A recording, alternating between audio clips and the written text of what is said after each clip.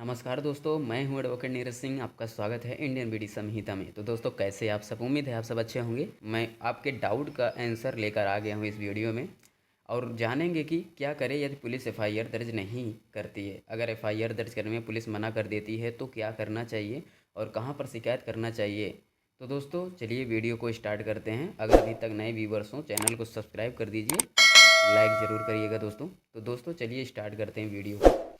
ठीक है दोस्तों, तो यह देखा जाता है दोस्तों, अक्सर यह सुनने में आता है कि पुलिस पीड़ित व्यक्ति की शिकायत को दर्ज नहीं करती है। ठीक है, पीड़ित व्यक्ति यानी जो व्यक्ति मतलब आर्थिक स्थिति से लेकर मतलब कमज़ोर है, पैसे के मामले में कमज़ोर है, और पीड़ित यानी बहुत गंभीर तरीके से अगर किसी भी केस में फंस जाता है तो पुलिस भी एफआईआर नहीं दर्ज करती।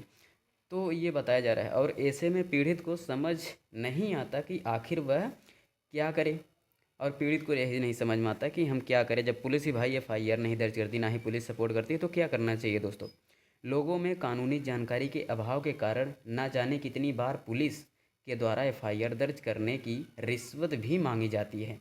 मतलब रिश्वत भी मांगी जाती है कि आप हमें इतना सारा पैसा दीजिए और इसके बाद हम आपकी शिकायत दर्ज करेंगे या फिर एफआईआर दर्ज करेंगे। तो ये बातें यहाँ पर बोली जा रही है और यह लिखा है, अगर पुलिस किसी व्यक्ति की एफआईआर को दर्ज करने से मना कर देती है तो उसके पास एफआईआर दर्ज करने के कई कानूनी रास्ते हैं।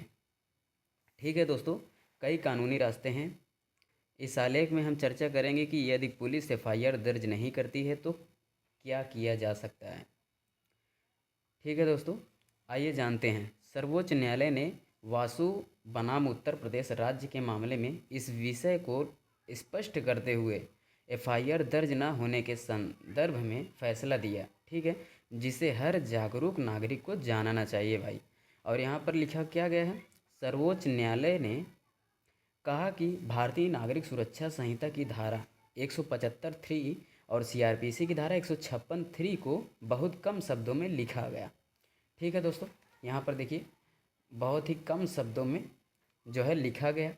पंजीकरण का आदेश देने और संबंधित पुलिस स्टेशन के प्रभारी अधिकारी को उचित जांच करने का तथा सभी आवश्यक कदम उठाने के निर्देश देने की शक्ति देती है। और यहाँ पर दोस्तों महत्वपूर्ण बातें भी लिखी गई हैं। एफआईआर दर्ज न होने की स्थिति में हाईकोर्ट का दरवाज़ा नहीं खटखटाना चाहिए। ठीक है दोस्तों, क्योंकि ऐसी परिस्थिति में निपटने के लिए कानून में पर्याप्त प्रावधान मौजूद हैं।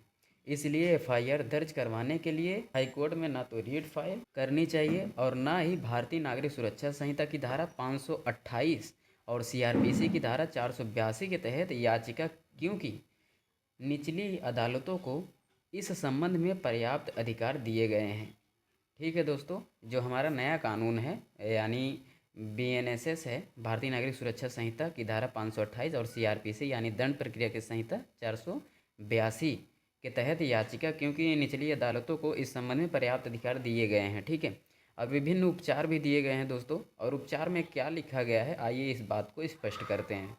और यहाँ पर क्या लिखा है, थाने के स्तर पर आइए जानते हैं। पहला पे हमारा क्या है, अगर पुलिस अधिकारी किसी की एफआईआर दर्ज करने से मना करे तो सबसे पहले उसे अपनी शिकायत को लिखित रूप में तैयार कर लेनी चाहिए। ठीक है, अगर पुलिस अधिकारी जो है एफआईआर दर्ज करने से मना करती है तो आप पहली बात तो अपनी एफआईआर जो है जिस संबंध में आपका समस्या है उस संबंध में आप एक लिखित आवेदन लिख लीजिए एक हिसाब से। ठीक है, लिख लीजिए, शिकायत को लेकर थाने के एसएचओ के समक्ष पेश होना चाहिए। ठीक है, थाने के, यहाँ बोला जा रहा है थाने के एसएचओ समक्ष पेश किया जाना चाहिए और अपनी समस्या बतानी चाहिए। थाने के एसएचओ के पास जाइए।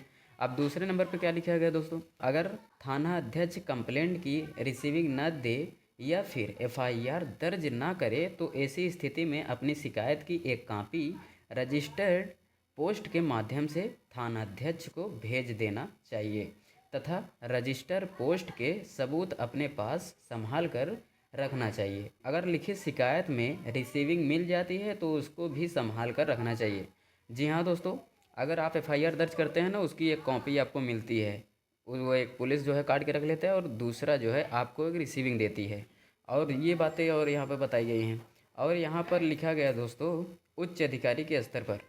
ठीक है, और यहाँ पर क्या लिखा गया है, भारतीय नागरिक सुरक्षा संहिता जो हमारा नया कानून है 173(4) और सीआरपीसी की धारा 154(3) में साफ शब्दों में लिखा गया है कि अगर कोई व्यक्ति किसी थाने के ऑफिसर इंचार्ज के द्वारा एफआईआर दर्ज न किए जाने से व्यथित है तो वह व्यक्ति लिखित में या डाक के माध्यम से संबंधित एसपी को इस बात की सार सूचना भेज सकता है। यानी ये में इसमें दोस्तों यह बताया जा रहा है जो कि डाक के माध्यम से संबंधित एसपी को भी आप इस बात के रूबरू करा सकते हैं। एसपी के पास भी यानी सुपरिटेंडेंट ऑफ पुलिस के पास भी आप जाकर जो है शिकायत को दर्ज करवा सकते हैं। सारी बात को आप बताएंगे कि भाई हमारी जो है समस्या का समाधान नहीं हो पा रहा है, तो आप एसएचओ को भी बता सकते हैं, एसपी को भी बता सकते हैं, सॉरी। अब दूसरे नंबर पर दोस्तों क्या लिखा हुआ है, दूसरे नंबर पर यह लिखा हुआ है कि अगर एसीपी साहब को लगता है कि उस शिकायत में किसी संज्ञेय अपराध के होने के जिक्र है तो एसपी साहब या तो उस केस के खुद जांच कर सकते हैं या किसी अधिकारी को उस केस के जांच करने के आदेश दे सकते हैं। ध्यान दें कि यहाँ भी डाक के सबूत या रिसीविंग अपने पास संभाल कर रखना चाहिए। यहाँ में दोस्तों हमें बार बार यही देखने को मिल रहा है कि जो शिकायत अगर दे रहे हैं उसका रिसीविंग जो मिलता है उसको बहुत संभाल के रखिएगा, क्योंकि दोस्तों ये बहुत आगे काम में आने वाला है।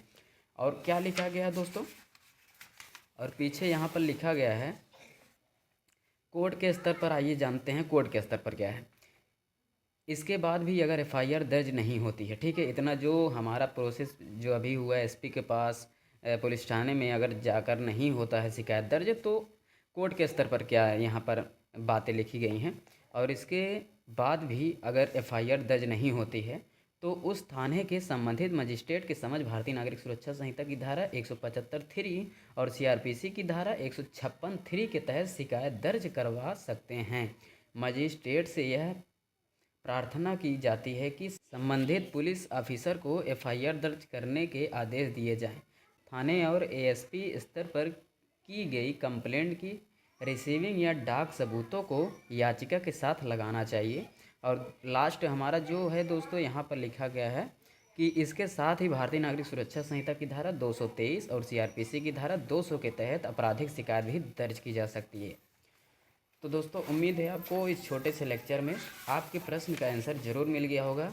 आई होप आपको समझ में आया होगा क्या करें यदि पुलिस एफआईआर दर्ज नहीं करती है तो क्या क्या प्रोसेस होगा, क्या करना पड़ेगा हमें। तो इस चैनल पर नए हो सब्सक्राइब करके रखिए, बेल आइकन को प्रेस करके रखिए ताकि हर एक ऐसी वीडियो आपके पास जल्द से जल्द पहुंचती रहे। तो दोस्तों आज के लिए बस इतना ही। नमस्कार, जय हिंद।